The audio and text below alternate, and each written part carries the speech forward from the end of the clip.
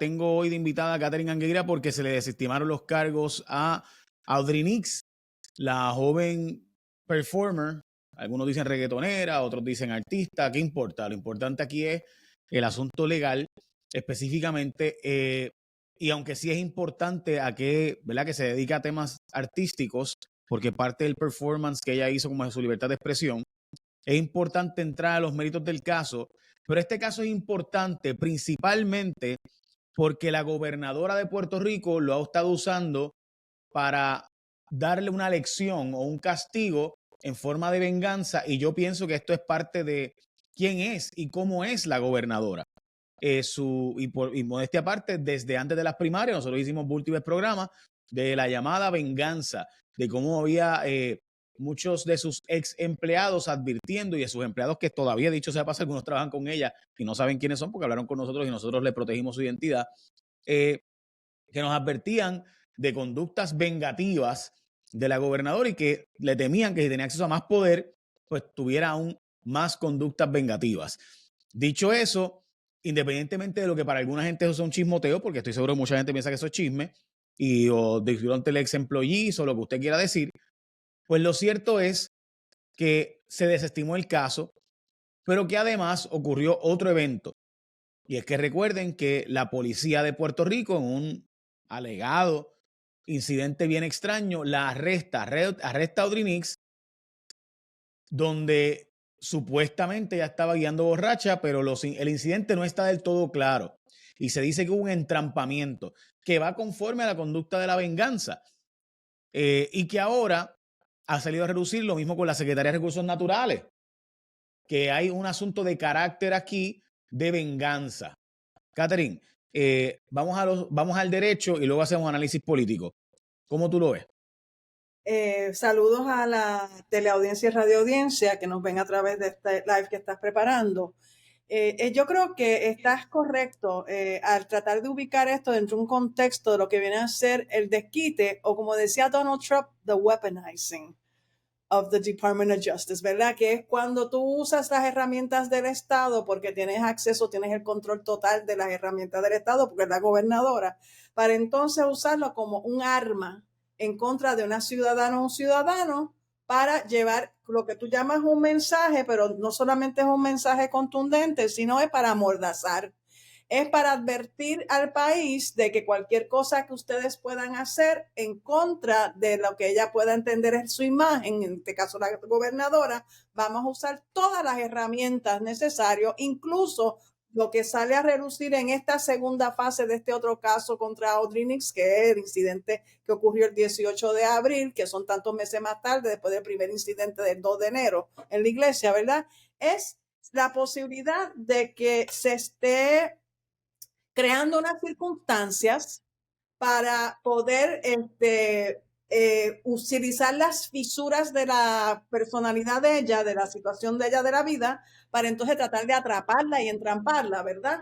Que es como hacer casi un sting operation, ¿verdad? Para entonces poder seguir ahondando y profundizando en lo que puedan ser unas consecuencias más nefastas de lo que podrían ser los primeros delitos en contra de ella del 2 de enero, que después de todo eran delitos menos graves, ¿verdad? Así que es como seguir ahondando y profundizando si la estamos vigilando, viendo a ver cómo ella se conduce en su vida social, por donde ella pueda tener unas fisuras para entonces entramparla. Y ahí es que se alude a que, y puede que exista la evidencia clara de que cuando ella está saliendo en reversa ese Viernes Santo por la mañana, casi a las 5 de la mañana, de repente se le atraviesa una patrulla detrás. Así que las personas podrán quedar asombradas de cómo se realiza ese tipo de operativo. Y ahí en adelante es que entonces empieza esta nueva saga legal en contra de ella. Yo creo que es trascendental, Jay, con respecto al aspecto legal, que se habían radicado dos mociones distintas de desestimación. Los otros días en el programa suyo de los datos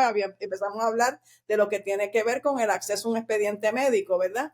Pero anterior a eso también había otra petición de desestimación que no logramos hablar de eso, sobre la violación del debido proceso de ley en esa vista conducente para declarar si había causa para arresto en contra de ella, ¿verdad? Y ahí es que se empiezan a enumerar una serie de disposiciones que se incumplieron acorde con los abogados entre los cuales, así por encima, se hace alusión que en la propia informe de incidente, la policía había entendido, había descrito una conducta de parte de ella que los abogados entendían en esta moción que si fuera cierto esa descripción, porque después de todo depende de la descripción que hacen los policías, ellos debieron haber activado la petición a través de la ley 408 de salud mental que hubiese implicado una hospitalización inmediata que empezaría con una evaluación de un equipo interdisciplinario de intervención en crisis. Y en la medida que eso nunca se le dio ese tratamiento, que yo tengo mis reservas con ese tipo de tratamiento también, porque eso sería abrir un expediente psicológico, psiquiátrico contra una persona, ¿verdad? Así que eso también tiene sus reservas desde la perspectiva mía, que soy psicóloga de profesión. Ahora, lo que sí es que se está haciendo un llamado que en ese momento, otras de las cosas que no se hicieron era que se alegaba que ella continuamente reclamaba que no se le informaron de que trataban los delitos por los cuales estaban deteniendo, que ella lo había cuestionado varias veces y la persona que está siendo detenida tiene derecho a saber de qué tratan los delitos. Otra cosa que se decía era que para mí es la situación más grave todavía, es que si se fue deteriorando la condición física médica de ella durante el día, porque inicialmente la habían trasladado a una sala de emergencia, tuvo allí un no sé cuántos horas, bueno, yo no tengo acceso a ese expediente, pero estuvo por la mañana en eso, la dan de alta, se la llevan para el cuartel nuevamente, la mantienen en una celda hasta horas de la noche, ¿verdad? La descripción que se hace en esta propia moción de desestimación es que esa celda estaba con unos olores, ¿verdad?, bastante apestosos, pues de excreta humana, todo ese tipo de cosas, la mantenían encerrada ahí, no le habían dado alimento, es otro tipo de situaciones, ¿verdad? Pero dentro de eso no es hasta las 9 de la noche, ¿verdad?, donde más o menos esa hora donde la trasladan para hacer entonces esa vista vía Zoom. Y entonces lo que yo siempre he señalado de principio, que lo dijimos con usted, Jay, era cómo es que se realiza una vista frente a una juez por Zoom o no Zoom, pero por Zoom se supondría, no sé cuál es el programa que ellos usan en tribunales, se supondría que ya ven una cámara la ausencia de una persona, o sea, la persona que ya le va a imputar posibilidad de arrestarla, está tirada en el piso en un momento y la juez insistió en proceder con esa vista con una persona tirada en el piso, ¿verdad? Yo no, eso va más allá de mi comprensión como una persona en la judicatura no tiene claro que ya no puede proceder con unas vistas si la persona a quien ella se está dirigiendo y va a estar tomando unas decisiones contra ella está tirada en el suelo, tenga una representación legal, es inmaterial, es que se supone que esa persona entienda de qué es lo que está pasando y se le pueda explicar y ella no solamente tenga representación. Y por si acaso estaba tirada en el suelo porque llevaba horas pidiendo medicamentos y estuvo básicamente una cantidad de horas desde la mañana, como acabas de mencionar, madrugada, ya era casi básicamente unas 18 horas después que estaba dándose la famosa vista. Se le había dicho a la jueza que ya iba a estar indispuesta para asuntos, ¿verdad? Por su asunto de salud, de lo que conseguían los medicamentos. Aún así se le mantuvo arrestada, no se le dieron sus medicamentos. Y en la vista que ella empezó totalmente cooperadora o alerta, va deteriorándose su rostro y finalmente colapsa en la vista. O sea, tampoco fue que esto fue un performance de la nada, porque quizás fue un performance para alguna gente, yo no lo sé, yo no estaba allí.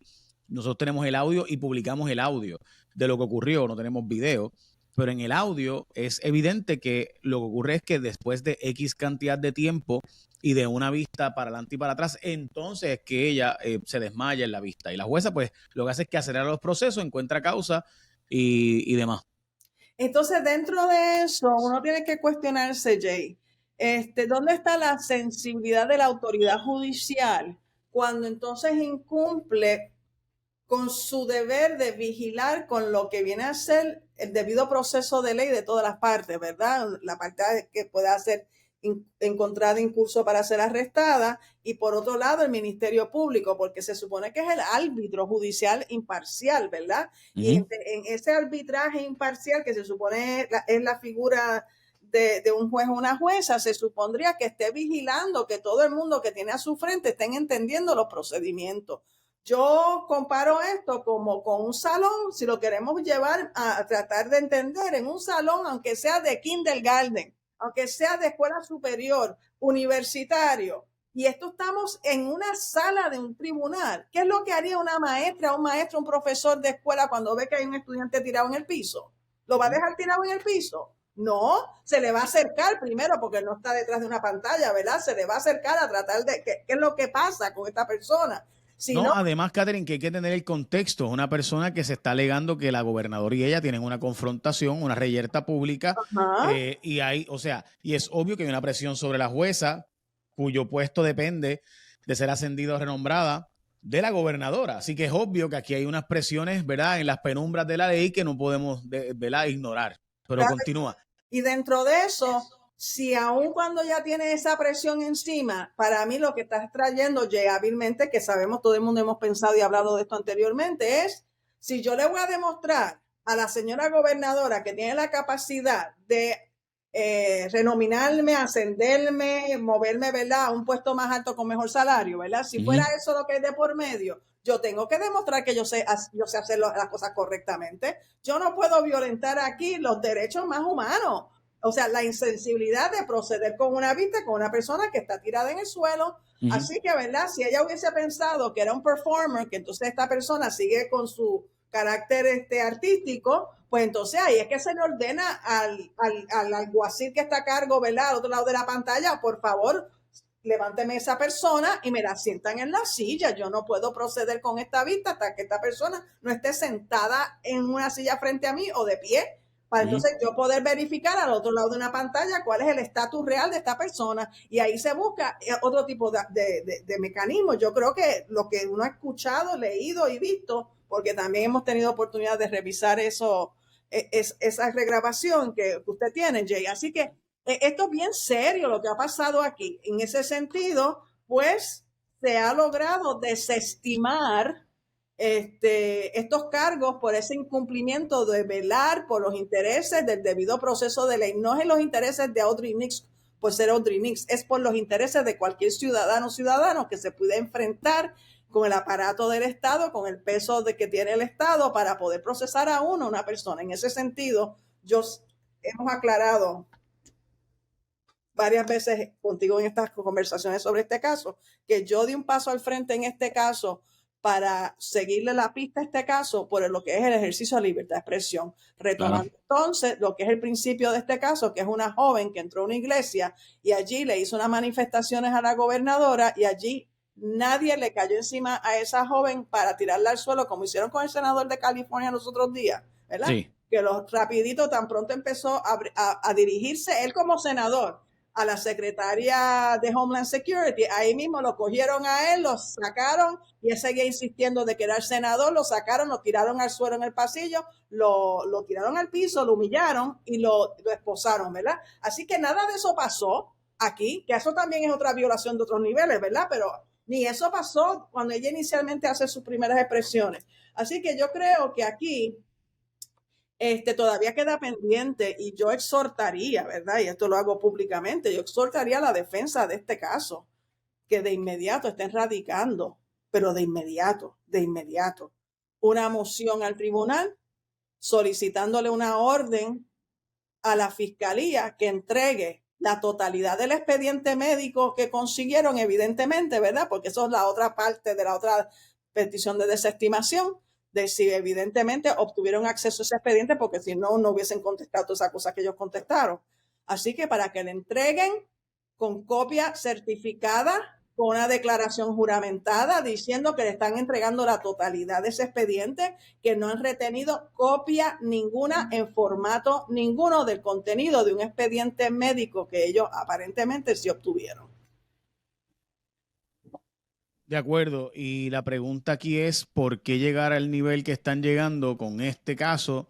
Que es obvio que es un caso donde no hubo tal amenaza, no hubo tal delito, pero si lo quieren usar para amedrentar, pues bueno, digamos que hay una posibilidad de que alguien se haya sentido amenazado. Sin duda la gobernadora no fue, porque ella continuó con su día normal y cotidiano. La amenaza si ocurrió no fue ni siquiera en presencia de la gobernadora, fue a bastante pies por no decir edificios de distancia, además de que, de nuevo, el delito el delito de amenaza, para los que no saben, requiere como parte de los elementos del delito, el que la persona tenga un acto que se sienta amenazado y cambie su conducta. Eso no ocurrió y eso es un elemento básico del delito. Así que de nuevo, aquí la probabilidad de que este caso se vea en derecho es ninguna. El caso segundo, que es el asunto de la supuesta agresión a los policías y demás, bueno, pues evidentemente eso lo veremos, pero esto de estar pidiendo hasta expedientes médicos sin que la persona dé su autorización, que son palabras mayores. Esos son palabras mayores y lo que habíamos empezado a explicar en tu espacio anteriormente era que si ellos citan una disposición de la ley del Health Insurance Portability Accountability Act, ¿verdad? Que es la ley IPA, que se conoce en Puerto Rico, que es la ley que regula el privilegio, que no es un derecho absoluto, a la confidencialidad de un expediente médico. Hay que hacer esa distinción. Como privilegio hay una circunstancia que sí se puede levantar ese velo muy finito de la confidencialidad, pero está establecido en ley, que tiene que ser mediante una orden del tribunal. Si hay una víctima de por medio, la autorización de la víctima, a menos que sea menor de edad, que entonces son otras cosas, ¿verdad? Pero cuando se pretende hacer mediante no una orden del tribunal, sino con un requerimiento de información, que en lo que en inglés se llama un subpoena, la agencia administrativa, a los sucusumucu, a la espalda del paciente, tener acceso a esa información donde puede aparecer incluso información psicológica, psiquiátrica, no solamente fisiológica, ¿verdad? Pues entonces es violentar otro espacio que es lo que tratábamos de hablar, ahora lo podemos hacer con más detenimiento, de lo que es el derecho a no autoincriminarse. Cuando esa persona la cobija la presunción de inocencia, hay casos resueltos, porque yo puse a leer sobre todo los otros días, donde aún cuando hay una evaluación ordenada por el tribunal, una evaluación forense, ese psiquiatra que va a hacer una evaluación forense, a sabiendas que por orden del tribunal, tiene que leerle a la persona que va a entrevistar lo que son sus derechos de no autocriminarse, ¿verdad? Así que hasta ese nivel se ha llegado con las discusiones de todos los ángulos que puede contemplar esto. Y en este proceso, esa joven ni tan siquiera estaba enterada que habían solicitado los expedientes médicos de ella. Así que esto es muy serio porque... Sí, utilizar el aparato del Estado para perseguir a alguien con quien la gobernadora tiene un desacuerdo. Y eso evidentemente es un acto bien peligroso porque de nuevo es utilizar como arma el aparato de justicia y las herramientas investigativas para perseguir a alguien con quien uno puede estar de acuerdo o en desacuerdo, pero que sin duda tiene un caso contra la gobernadora y es peligroso, y sentar un precedente crea lo que llaman un chilling effect sobre otros para ejercer su libertad de expresión, que es el efecto de, anda, si yo me expreso me va a pasar todo esto, van a buscar mi expediente médico, van a saber qué medicamentos yo he tomado en mi vida, cuáles han sido mis circunstancias sociales, las veces que me he hospitalizado. De verdad yo quiero, o sea, el expediente médico de alguien es algo bien delicado, porque hay tanta información de tu sagrada intimidad que para tú requerirlo, típicamente ocurre en eventos donde el Estado se supone que tenga una necesidad apremiante, más allá de toda duda, y que además se le informe a la persona para que pueda someter cualquier asunto o reclamación en contra de esa posibilidad. Todo eso, al no ocurrir, levanta unas banderas y sospechas muy preocupantes, porque de nuevo, es mi intimidad la que está en mi expediente médico. Yo quiero aprovechar para hacer una aclaración aquí con respecto a esto. Recordarás que yo estuve litigando 8 años contra la Junta de Libertad o Palabra, del 95 al 2000, después 3 años más para cumplir las órdenes. Y parte de lo que yo litigaba era el acceso a los expedientes psicológicos, psiquiátricos y médicos. ¿Lo recuerdo bien? De convictos, repacho, convictos confinados. Ya esto no les cobijaba la presunción de inocencia. Ya habían pasado por todo el trámite de justicia criminal, habían sido convictos y estaban confinados.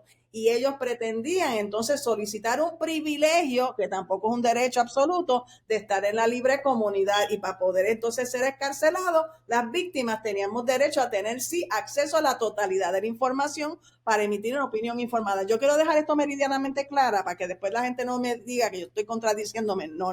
Yo estoy haciendo una contradicción bien, y estoy trazando una frontera. Una cosa es la presunción de inocencia al principio de los procedimientos y otra cosa es, habiéndose tramitado el asunto completo, llegar hasta el final, la persona es convicta, está en la cárcel y ahora quiere tener el privilegio de ser escarcelado, se tiene que someter a otros rigores. Así que aclarado eso, podemos continuar, porque eso lo tenían entre. No, además, en tu caso, tú eras la víctima directa, así que hay una razón válida en tu caso como víctima directa de estos agresores que obviamente agredieron de ti para tú solicitar entonces saber las circunstancias. Distinto en este caso a que es un procedimiento donde es el Estado el que está requiriendo a una persona para acusarle que ni siquiera todavía ha sido convicta de nada, primero. Y segundo, es el Estado el que está llevando un proceso socolor de qué, cuál es la justificación de pedir ese expediente médico y que no se le informe a la persona repetido. Porque aquí de nuevo, si se le va a pedir, pues la persona debe ser informada para que pueda levantar las defensas en contra que sean.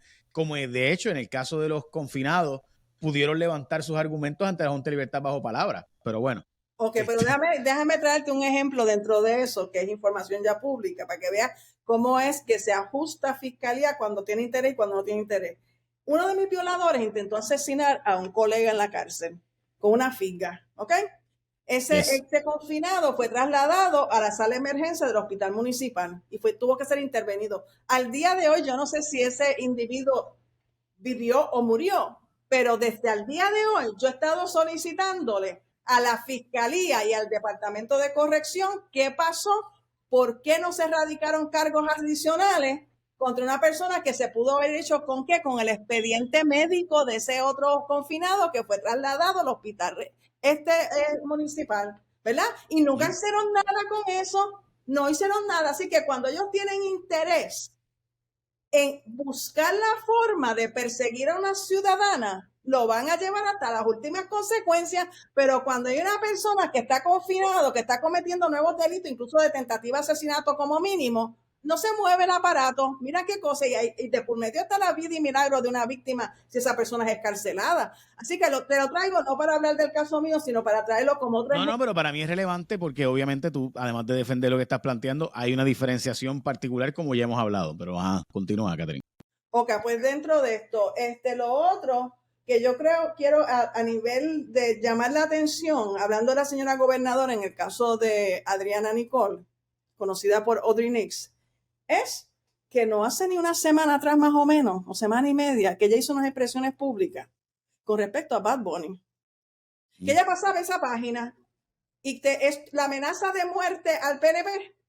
Ella no iba a entretener eso nuevamente, ¿verdad que lo hizo? Y ahí ella está grabada diciendo eso en una respuesta, creo que fue a Tomás Rivera Schatz, cuando Tomás Rivera Schatz cuestionó de cómo es que le estaban regalando unas taquillas a unos estudiantes sobresalientes para ir a ver el concierto de Bad Bunny, ¿verdad? Y ahí Tomás Rivera Schatz en sus buenos días, buenas tardes, buenas noches, buenas mañanas, lo que sea que él hace unas expresiones críticas de la gobernadora con respecto de cómo era posible que se hiciera eso cuando este señor había amenazado de muerte, ¿verdad? Al PNP, muerte al PNP y todas esas cosas, y además hábilmente también usó la violencia contra las mujeres. Entonces yo le tengo que preguntar a la señora gobernadora, si usted ya pasó la página contra Bad Bunny, que también hubiesen querido radicarle, porque nadie le radicó una acusación a Bad Bunny por esa expresión de muerte al PNP, porque eso nunca se hizo. Y ahora la gobernadora anuncia, pasé la página con Bad Bunny, y ahora vamos a regalar taquillas del concierto de Bad Bunny. El mismo que fue el que empezó la consigna esa de muerte al PNP, que es la razón por la cual se está acusando a Adriana Nicole de amenaza de muerte.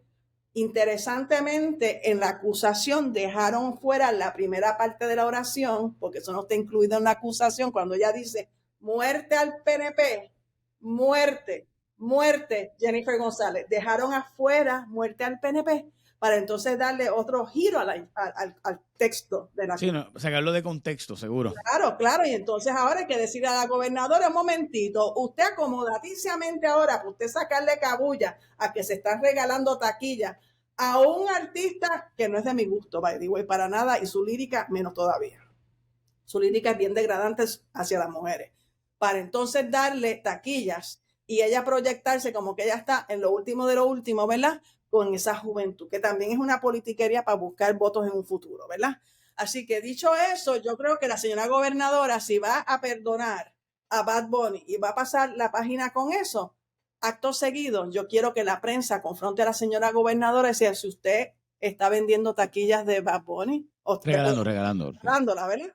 Porque usted entonces insiste en esta amenaza que nace de la misma frase que acuñó Bad Bunny, de muerte al PNP. Ese es el bottom line de esto, ¿verdad? Así que aquí hay asuntos que hay que empezar a aclarar para verificar hasta dónde, cuándo y cómo realmente se debe usar el instrumento del Estado para sacar de circulación a personas que realmente son peligrosas y peligrosos, y no a personas que lo que están es haciendo un reclamo público, aprovechando que la gobernadora está presente, para emplazarla sobre el lío de los apagones en Puerto Rico. ¿Qué fue lo que hizo Audrinix? Porque las dos veces han sido apagones de Puerto Rico, las dos veces que he hecho expresiones. Catherine, tenemos que terminar, pero tengo que decirte lo siguiente. Diga usted. A mí, yo sé que para mucha gente que esto que estamos haciendo es una exageración o sacarle proporción el asunto. Y yo comprendo perfectamente a las personas que piensen así cuando no ven la dimensión de la totalidad de las circunstancias. Que cuando alguien se atreve a confrontar a la gobernadora en un lugar público, que es totalmente su derecho, que obviamente derecho que tiene sus limitaciones, que esa persona luego de eso tenga este incidente tan extraño con la policía y además de eso tenga este incidente tan extraño con la judicatura y que se active todo un aparato del Estado de fiscales, jueces, procuradores, la taquígrafa, todo eso, que el procurador general lleve un caso para pedirle que no se publique en los medios la vista donde la gobernadora vaya. O sea, todo el aparato del Estado al servicio de la primera mandataria, para alguna gente es normal, pero no lo es. Y mucho menos en un país donde más del 70% de los asesinatos nunca son esclarecidos, donde la inmensa mayoría de las agresiones sexuales, casi 99%, nunca son procesadas, que los Safe Kids del 2003 todavía están sin procesar, pero hay los recursos para un evento tan estúpido, y perdóname, ¿verdad? Como es por decir estúpido, pero tan nominal, tan nominal, en contraste con todo lo que estamos hablando, o sea, con todas las otras cosas que pasan en el país. Porque si tú lo ves, sí, el evento de que un gobernador se siente intimidado y haya sido amenazado de muerte, si hubiera las circunstancias, yo soy el primero que estaría aquí diciendo, me perdonas, pero difiero. Pero eso no son las circunstancias de los hechos. Los hechos no fueron los hechos de una gobernadora que en efecto fue amenazada y con alguien que sacó un arma de fuego a la Donald Trump. Eso no fue lo que ocurrió aquí. Y me parece que hay que puntualizar esto porque los recursos del Estado deberían ser celosamente custodiados por la ciudadanía. Y eso no está ocurriendo en este caso. Pero si además de eso vamos a perseguir a quienes se atreven a confrontar al poder, atreviéndonos hasta pedir su expediente médico con las circunstancias personales e íntimas que eso tiene, y simultáneamente ni siquiera informárselo a la persona para que pueda levantar sus posibles defensas, a lo cual tiene derecho. Y además de eso, vamos a meter presas a personas y cuando esa persona tiene un colapso porque no ha tomado sus medicamentos, al Estado no le importa, porque es un caso donde vinculan a la gobernadora y al aparato represivo del Estado, que de nuevo, bien utilizado, qué bueno, nos hace falta, mal utilizado, puede ser una violación de derechos constitucionales. Estos elementos son sumamente importantes y están todos metidos en un caso tan simple como que una persona se atrevió a ir a la iglesia y decir en un apagón, muerte al PNP. Y fuera de esa actividad, decir muerte al PNP, muerte, muerte, Jennifer González. Esto no es una promesa, esto no es una amenaza, esto es una promesa. Ese evento ha creado toda esta vorágine del uso del aparato estatal, todos estos recursos de miles y decenas de miles de dólares. ¿Para qué? ¿Para beneficiar a quién? ¿Quién gana? ¿Quién descorcha el champán? Me parece que es obvio.